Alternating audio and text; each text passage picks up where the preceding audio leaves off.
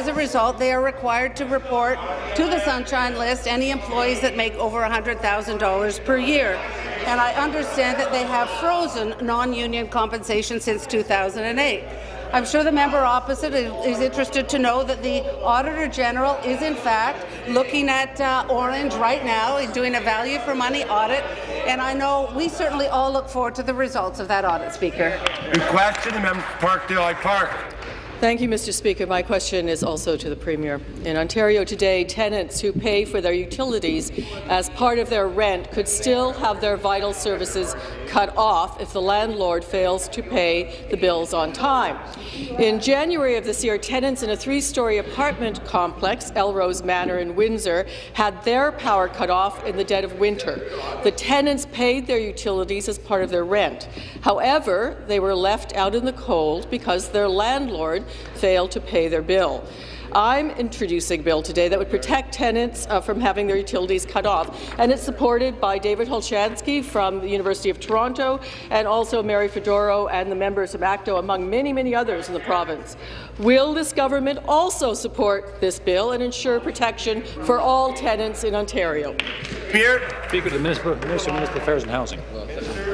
Thank you, Premier. Thank you, Speaker. Listen, I want to welcome ACTO here to the House as well today. We had a very, very positive, very proactive meeting just a month and a half ago. They are very, very important stakeholders, partners in tenant advocacy, and I appreciate that they're here. I wonder, though, if the member for Parkdale High Park has told ACTO of her party's record when it comes to protecting tenants in Ontario.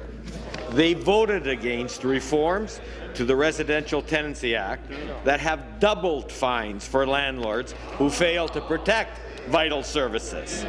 They voted against reforms that provide fairer hearings for disputes through the Landlord-Tenant Board. They voted against reforms to the rent increase guide. Supplementary. Thank you, Mr. Speaker. This from a government who is now in active violation of the United Nations human rights charters and laws when it comes to housing, and has condemnation on their record from the Special Rapporteur. To get back to tenants, however, they suffer the consequences of the loss of vital services, which in some situations means being forced from their homes, even though they're absolutely blameless. There's no protection for tenants who are third-party victims in such cases. And the minister will know that most of our population who fall into vulnerable categories are renters, elderly, newcomers, those that require support services. Many live alone or don't have extensive networks of family and friends. Some do not yet fully understand their rights or even English. The loss of vital services in their rental housing can have a devastating impact. I ask again, will this government protect tenants in the province of Ontario? Minister.